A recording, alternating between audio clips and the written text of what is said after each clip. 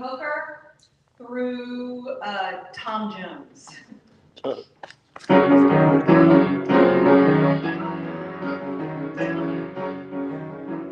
down to the church house, get down on bended knee. Deacon Jones, pray for me. Deacon Jones, please pray for me. Maybe there ain't no heaven. Maybe there ain't no hell. Maybe there ain't no heaven. No burning hell. Oh!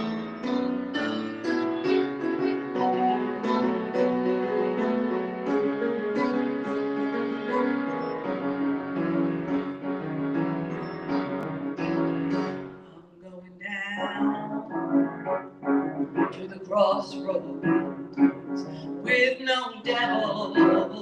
Well, I'll make a deal. I'm going down to the crossroads with no devil.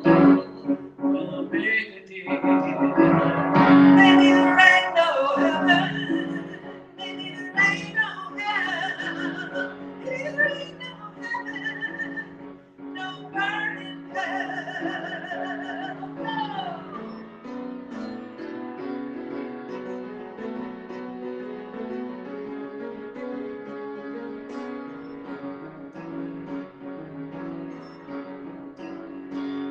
When I die, where will I go? When I die, where will I go? Somebody tell me. Somebody tell me. Somebody please tell me. Where will I go? Maybe there ain't no heaven. Maybe there ain't no hell. Maybe there ain't no heaven. No burning hell. Maybe there ain't no heaven. Maybe there ain't no hell. Maybe there ain't no heaven. No burning hell.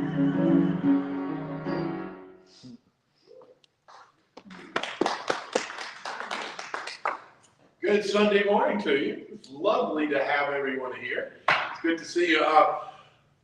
Quick reminder that we won't be passing the basket. You'll find that back there. To those online, we welcome you. Thank you for joining us. We are Presbyterian Church of the Covenant in Greensboro, North Carolina. If you'd like to find out more about us, down in the bottom right-hand corner here, or I guess the left-hand corner, you can find our web address, athinkingchurch.org, where you can learn more about us. And also, if you'd like to give a donation, if these Sunday morning broadcasts have become part of your normal Sunday, we'd love and invite you to contribute to making it possible. Again, we welcome everyone that are here this morning. It's fantastic to see each of your faces. Today, we will continue on our summer series that's based on what we hope is an upcoming book in the spring called The Sacred Undoing, Faith Beyond the BS. Last week we talked about heaven, as you might have guessed from our opening song. Today we'll be talking about hell. As a sort of backdrop to today's message, let's hear the mission that Jesus claimed as his own, the one that he said that those that were with him were hearing it fulfilled in his reading of it. This comes from the Gospel of Luke. We'll be reading chapter 4, verses 16 through 19, and I'm reading from the NRSV updated edition. Hear now these words.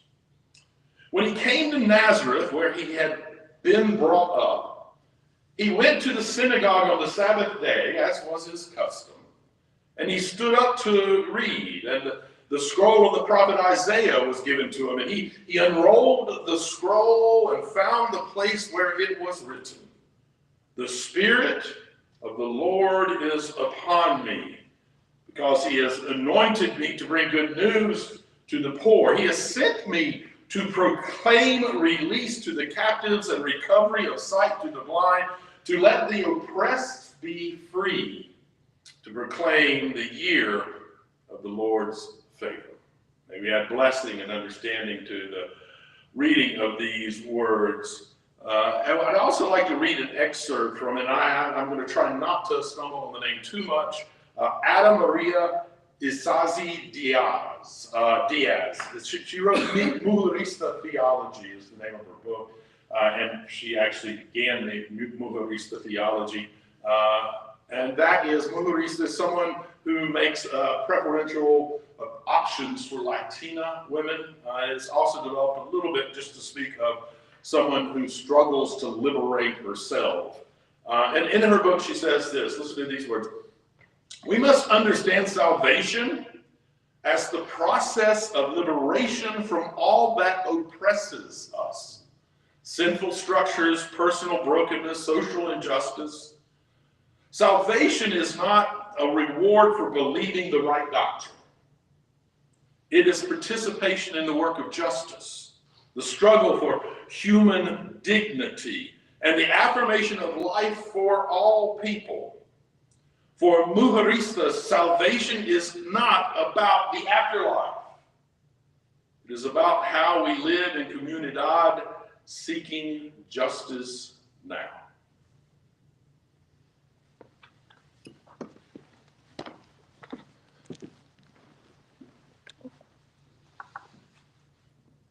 It's a very tongue-in-cheek song, yeah. By Billie Eilish.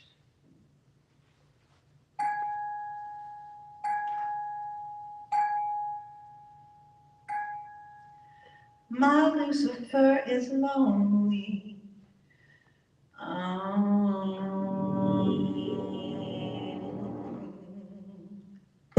Standing there, killing time, can't do it to anything but a crime. Peter's on vacation, an open invitation. Animals, evidence, pearly gates look more like a picket fence. Once you get inside, got friends but can't invite them. Hills burn in California, my turn to ignore ya. Don't say I didn't warn ya. All the good girls go to hell, 'cause even God herself has enemies, and once the water starts to rise and heaven's out of sight, she'll want the devil on her team. My Lucifer is low. Look at you, needing me. You know I'm not your friend without some greenery. Walking wearing fetters. Peter should know better. Your cover-up is caving in. Man is such a fool. Why are we sleeping him? Poisoning themselves now. Begging for our help. Wow. Hills burn in California. My turn to ignore ya. Don't say I didn't warn ya. All the good girls go to hell, 'cause even God herself has enemies, and once the water starts to rise and heaven's out of sight, she'll want the devil on her team. My Lucifer is lonely. There's nothing left to say now. My God is gonna owe me. There's nothing left to say now. Ooh. Meow, meow, meow, meow, meow.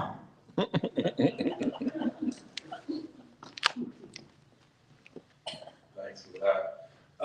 My message this morning, as I said, is a continuation of our summer sermon series. Today we're talking about hell in a sermon entitled Hell No, Releasing Eternal Damnation. So let's begin with a phrase that I've heard far too often in my life. Turn or burn. And we're not talking about sunbathing here. This is about theology. Turn or burn. Now, if that sounds more like a threat than a theology, that's because it is. And yet, for centuries, Christians have preached about eternal damnation like it's the gospel truth. They've used hell as a weapon, as a scare tactic, as a form of spiritual control. They've used it to silence and shame and exclude and to manipulate. And then they dare to call it love. But I would like to make it clear this morning. Hell is not divine justice. Hell is human cruelty dressed up in God language. And it's long past time that we let it go. Let's just start with the basics. The Bible doesn't teach eternal torment the way that modern Christianity does. Progressive Christian scholars remind us that the doctrine of hell as eternal torment does not reflect the earliest voices of faith, but instead mirrors the rise in institutional power structures. And contemporary theologians point out how theology became a tool of colonial control, justifying the suffering of the oppressed by promising rewards or punishments after death. That move shifted attention away from the injustices of the present. When hell becomes a threat to enforce submission rather than a metaphor to speak of transformation, it ceases to be sacred. And it starts to look like a theological tool of domination. I mean, if the character of God is love, as the tradition of Christianity proclaims, then hell can't be the endless negation of that love. That version of hell, the fire, the torture, the pitchforks, is more Dante than Jesus. It's more medieval imagination than ancient theology. See, in the Hebrew scripture, Sheol is just a place of the grave, a place of shadows, not of punishment. And then in the New Testament, Gehenna was actually just a valley that was outside of Jerusalem, a literal garbage dump out there that sometimes a fire burned in, and yet somehow we took that city dump and turned it into an eternal dungeon. We turned a metaphor into a map, poetry into prison. And we did it to control people. Because fear is an easy way to keep people in line. Especially if you've convinced them that questioning doctrine might land them in the flames. But hell, as it's been taught, is not the story of a loving God. Dolores Williams, in her Womanist Theology, calls us to consider whose suffering we allow when we cling to doctrines like eternal damnation. She reminds us that theology must be accountable to the lived realities of Black women and other historically excluded communities. If our theology justifies suffering rather than confronts that suffering, it is not a theology worth keeping, she says. We must ask, who benefits from a God who allows folks to burn forever? It's rarely the vulnerable. It's typically the powerful, the gatekeepers of salvation, the ones who profit from keeping others in fear. And it's precisely those power structures that Jesus came to upend. It's the story of empire, it's the story of patriarchy, it's the story of hierarchy, of power, and of weaponized religion. It's not divine punishment, it's colonized theology. And if love is our lens, let me say this clearly. Eternal damnation doesn't reveal the heart of God. It reveals the heart of empire. So let's talk just a little bit about who gets hurt by hell. Because it's not just about bad theology, it's also about people. It's the queer kid who's told they're going to burn if they don't repent who they are. It's the abuse survivor told to forgive their abuser or else. It's the person with disabilities who's told their condition is punishment from God. It's the refugee who flees violence only to be met with the gospel of exclusion.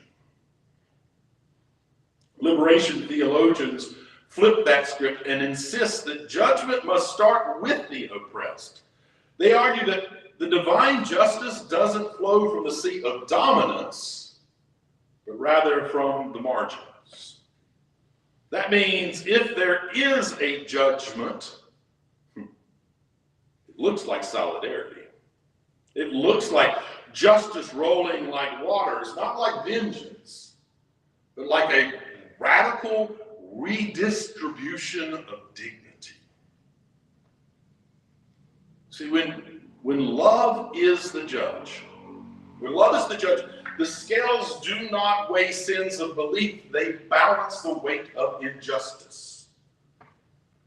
See, judgment becomes not the end of the story, but the beginning of restoration.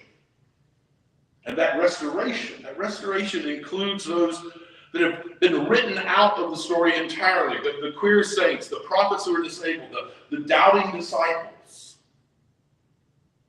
It's the opposite of eternal damnation doctrine, which essentially says, be like us, worship like us, submit like us, or suffer forever. And that's not faith. That's not faith, that's fascism. And the irony, the ones shouting about hell the loudest are often the ones who are most willing to create it here on earth. They build systems that punish the poor.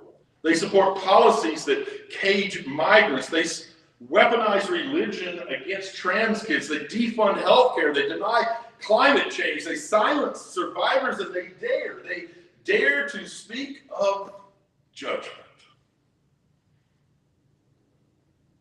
Hell is not just a doctrine, it's a distraction.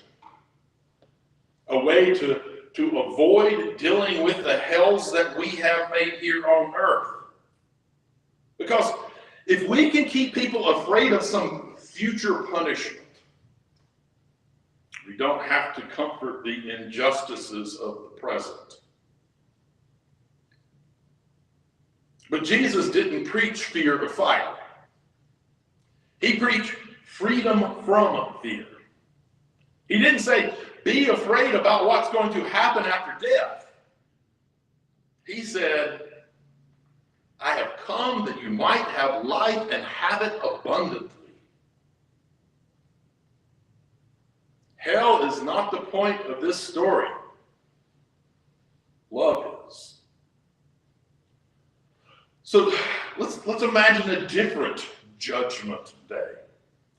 What if the judge is love? What if the standard isn't belief, but the standard is compassion? What if the question isn't, did you say the sinner's prayer, but did you feed the hungry, clothe the naked, visit the prisoner, care for the least things? What if judgment is not retribution, but rather revelation?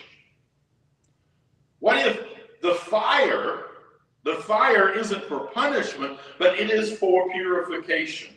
Not to destroy us, but to burn away what doesn't belong, to refine our humanity until all that remains is compassion.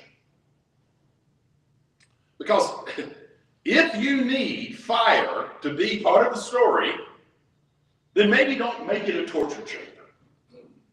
Maybe it's transformation. Maybe the flames are not punishment, but protest. The fire in the bush that didn't consume, the tongues of flames at Pentecost that spoke new life. The fire in our bones that won't let us stay silent in the face of injustice. Let me say it plain. If your theology teaches that God tortures people forever for being born into the wrong religion, loving the wrong person, asking too many questions, your theology is not divine, it is abusive. And if that makes me a heretic, then so be it. So be it. Because frankly, I would rather be wrong about hell than wrong about love. So, how do we let go of eternal damnation?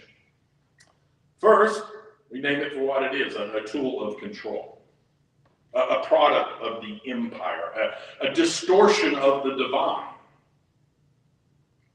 Then we get honest about what we actually believe, not what we're told to believe, not what keeps us safe, but what aligns us with the God that we see in the teachings and in the life of Jesus. And finally, we replace that fear with newfound freedom. We stop preaching hellfire, we start preaching healing. We stop threatening damnation and start practicing liberation. We stop scaring people into belief and start loving people into wholeness. Because the love that holds the universe isn't standing with a ledger.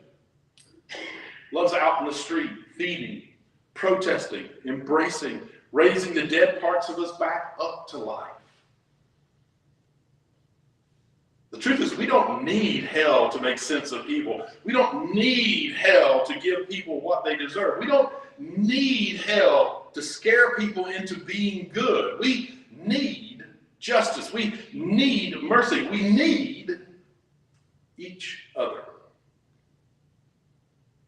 And we need to believe that transformation is possible, not just for us, but for everyone.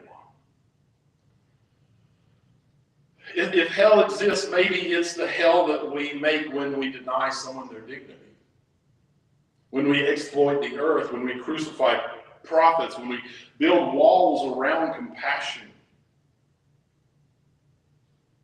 But that's the hell we've made. If it is, then love is the fire that will burn it down. See, hell does not get the final word, love does. And if that's true, then we don't need to threaten people into heaven. We don't need to invite them into hope. We need to embody a faith that frees instead of frightens. We need to be the kind of community that people run towards and not from. Because fear might fill pews, but only love transforms lives. So let's say it loud enough that the old doctrines rattle in their chains. Hell no. Hell no to a God who tortures. Hell no to a gospel built on fear. Hell no to doctrines that harm the ones love came to lift up. Hell no to shame-based salvation. And hell no to weaponized theology. Hell no to a faith that forgets the faces of the most vulnerable. And let's say hell yes. Hell yes to liberation. Hell yes to compassion. Hell yes to the fierce, healing, justice-drenched love that leaves no one behind. Because the fires of the empire may burn, the river of love flows stronger still. And it's calling all of us out of fear, out of shame, out of damnation, and into freedom. So let the hellfire go. Let the doctrine die. Let the judgment be joy. Because eternal damnation is not sacred. But your humanity is. Your doubt is. Your questions are. Your liberation is. Because in the end, we are not called to survive damnation. We are called to dismantle the hells that have been created here on earth.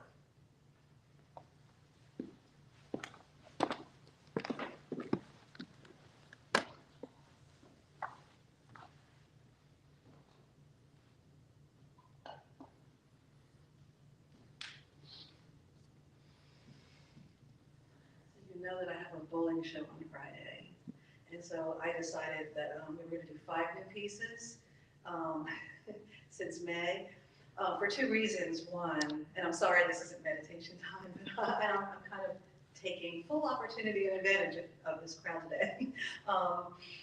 2 reasons. I found this album that Claude Bolin created to honor his jazz heroes of the past. 12 jazz heroes, 12 pieces. The music is fantastic, and there's sheet music for it. So I decided we'll do 3 of those. And so that's one of them I'm doing all by myself, and no one has ever heard it before. And I just got to get it in front of people. So I want to play it for you. This one, the 3 that we're doing is honoring Duke Ellington, Fats Waller, and Ramsey Lewis. They're really cool pieces. And this one is Fats Waller.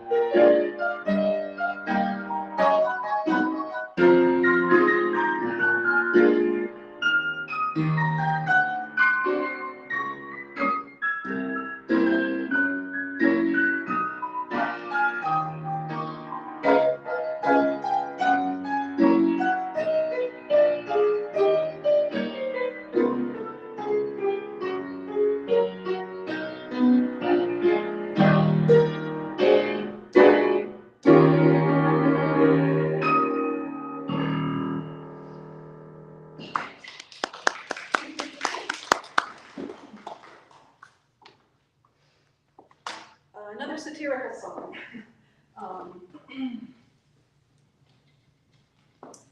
This was written in the 1980s. It was a really popular song at the time. Phil Collins wrote it with Genesis about the televangelist movement and the manipulation of the church. It always pops up. No matter what keywords I start putting in, Google AI always kind of sends me this song. And religious manipulation, it's kind of, I said, all right, we'll do it this week. Religious manipulation is what this song is about. I bet you've heard it on Top 40 radio.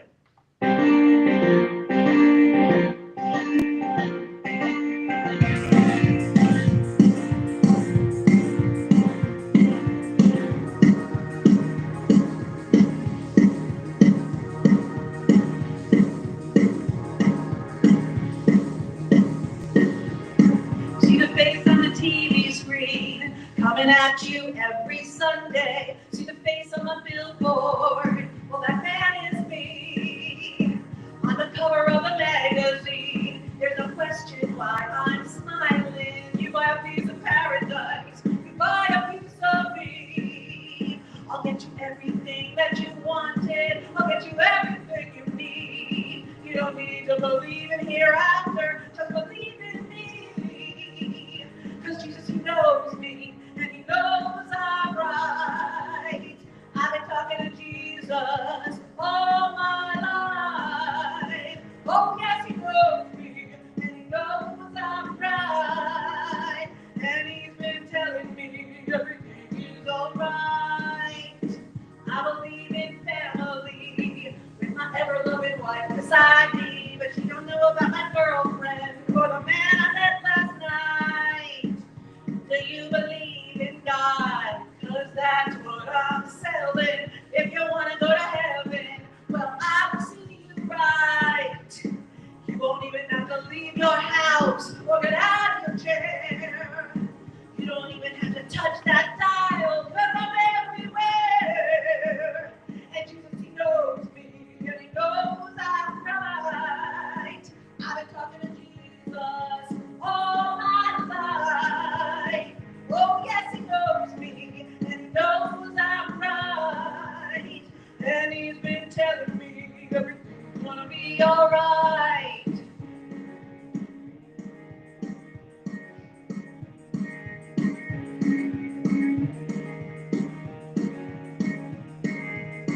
Won't find me practicing what I am preaching. Won't find me making no sacrifice. But I can get you a pocket full of miracles. If you promise to be good, try to be nice. And God will take good care of you. Just do as I say and don't do as I do.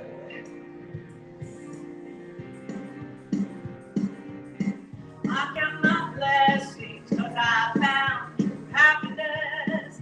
Cause I'm getting richer day by day. You can find me in the phone book, just call my toll-free number. You can do it any way, just do it right away. There'll be no doubt in your mind, you'll believe everything I'm saying. So if you want to get close to him, get on your knees and start praying. Cause he knows me, and he knows I'm right. I've been talking to Jesus all my life. Oh yes, he knows me, and he knows I'm right. And he's been telling me everything's gonna be alright.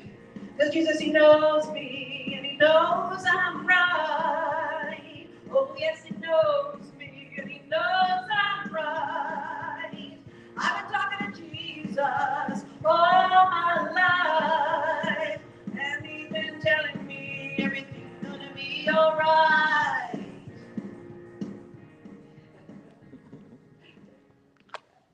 Okay. Thanks, Stephanie. May that song remind us as we consider doctrines, the importance of humility as we move forward and try to understand our sacred text, who we are to be in this world and how we are to act in this world. Invite you now to bow your heads together with me. May we be unbound from the chains we were told were sacred, the threats, the shame, the fear of fire mistaken for faith. May we let go of the need to scare people into love and learn instead to love people into wholeness. May we remember that no one is saved by fear. No one is liberated by torment. No one is redeemed by cruelty dressed in doctrine. May we be done with hellfire religion that forgets to feed the hungry, that forgets the trans kid on the margins, that forgets the wounded and questioning and the ones who dare to be free. May we be brave enough to imagine a judgment that looks like joy, a fire that refines, not destroys, a love that never threatens, never coerces, never leaves anyone behind. May we not just reject hell, but every theology that tries to scare the compassion out of us. May we build the kind of faith people run towards, not from. Because the only flames worth preaching are the ones that burn for justice. And the only salvation worth living is the one that starts with dignity and ends in freedom. Amen. Receive this blessing. May you walk in harmony with each other and with creation, recognizing that we are one. And may you know love and happiness throughout your life. May your words and your actions bring that love and happiness to all of those you meet.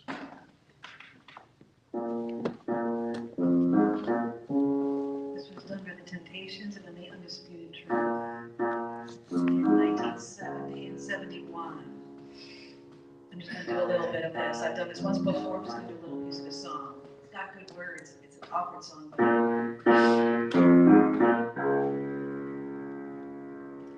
Born into this world of baby, your mind is clear as the air. Time passes, you learn to walk and talk.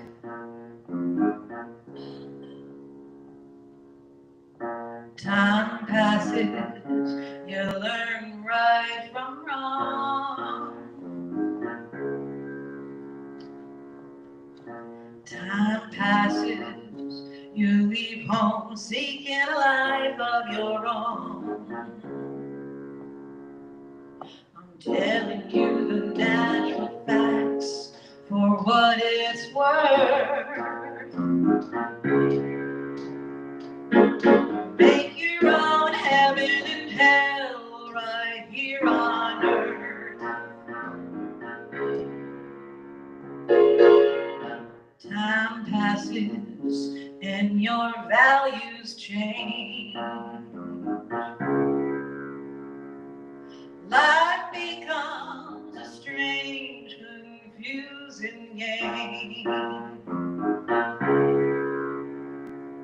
Suddenly you want the finer things in life, but you find it takes a lot of hard work and sacrifice. There ain't no such thing as something for nothing. Can you dig it? Now you're standing at the crossroads of life. Satisfy your personal wants. Really you do wrong or really do right. One thing you must admit, and you know it's true. Final decision is up to you. Final decision is up to you. Final decision is up to you.